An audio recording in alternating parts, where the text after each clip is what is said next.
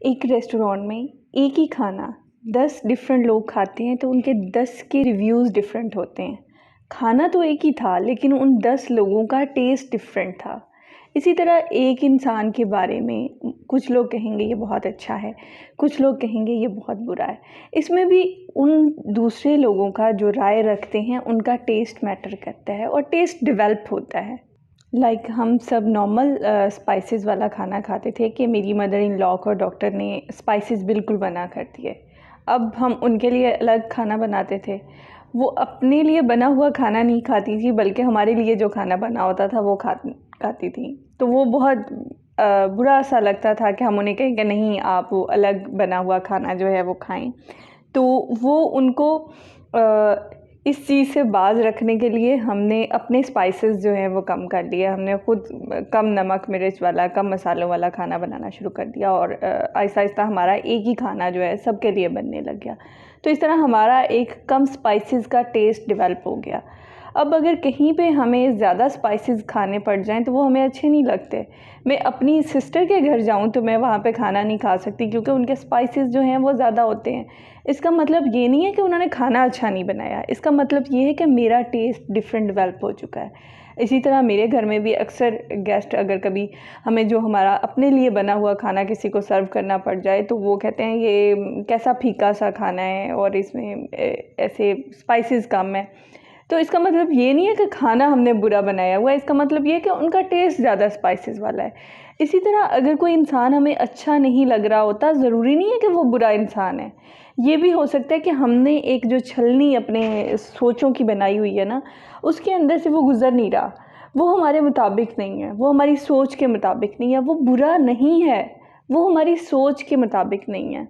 इसलिए अगर कोई इंसान या कोई चीज़ सिर्फ़ अच्छी ना लगे तो उसके बारे में कोई बुरी राय नहीं देनी चाहिए।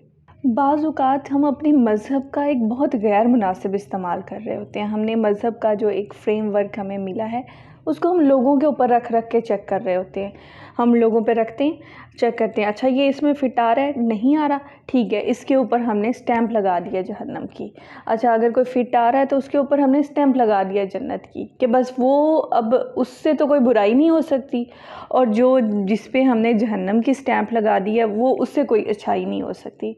ऐसा नहीं है। देखें, हमारे मज़हब में ये बताया गया है कि ऐसा नहीं है कि अगर कोई इंसान बुरा काम करता है तो वो जहन्नमी है। किसी की जन्नत दोज़ख का हमें नहीं पता, किसी के अच्छे और बुरे होने का हमें नहीं पता। हमें नहीं पता कोई इंसान खुदा को कितना पसंद है या वो खुदा के कितना करीब है। ये बात हमारे मज़हब में ही हमें बताई गई है कि हो सकता है कि एक इंसान सारी ज़िंदगी बुरे काम करे और उसमें और जहन्नम में एक कदम का फ़ासला हो तो वो जन्नती हो जाए, और या कोई सारी ज़िंदगी अच्छे काम करे और उसमें और जन्नत में एक कदम का फ़ासला हो तो वो जहन्नमी हो जाए, उससे कुछ ऐसी गलती हो जाए कि वो जहन्नम में चला जाए। हम अपनी किसी नेकी पे मान नहीं कर सकते। हम ये नहीं कह सकते कि हमने ये कर लिया है तो अब हम जो है जन्नती हो गए हैं या इसके बाद हमसे कोई ख़ता नहीं हो सकती। हर इंसान से गलतियां हो जाती हैं, तो लोगों को लेबल ना करें, ये हमारा काम नहीं है। कौन जन्नत में जाएगा दोज़ख में जाएगा हमारा मसला ही नहीं है ना। हमने सबसे पहले अपना ख्याल करना है कि हम क्या कर रहे हैं, और फिर हम कहने लग जाते हैं कि हमें तो मज़हब में ये कहा गया है कि नेकी का हुक्म दो और बुराई से रोको। देखें, नेकी का हुक्म देने और बुराई से रोकने का मतलब क्या होता है? किसी की इस्लाह करना होता है ना, कि हम किसी की इस्लाह करेंगे, किसी को बेहतर बनाएंगे। लेकिन जो हम तनकीद करते हैं, जो हम ऐसे जुमले बोलते हैं कि दूसरे के तन बदन में आग लग जाती है, दूसरे के दिल में हमारे लिए नफ़रत पैदा हो जाती है, उसमें हम किसी की इस्लाह तो नहीं कर सकते।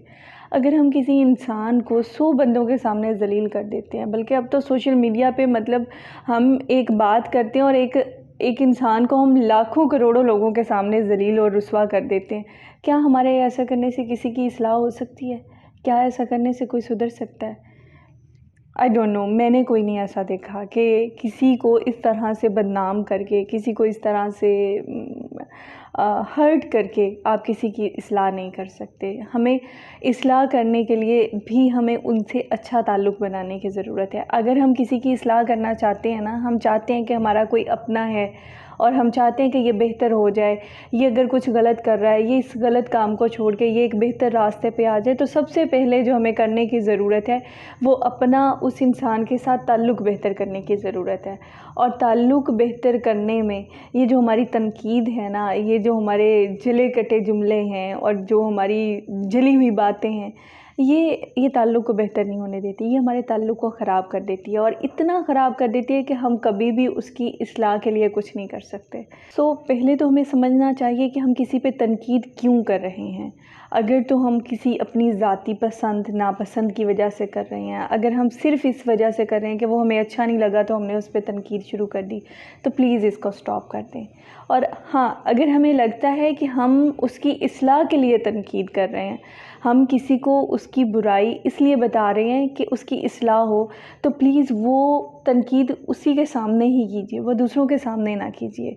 उस तनकीद को करने से पहले अपना उस इंसान के साथ ताल्लुक़ बेहतर करें, उस ताल्लुक़ पे पहले इन्वेस्टमेंट करें कोई कि आप वो बात कहने के काबिल हो जाएं, लेकिन दूसरों को तकलीफ़ ना दें, दूसरों को हर्ट ना करें प्लीज़।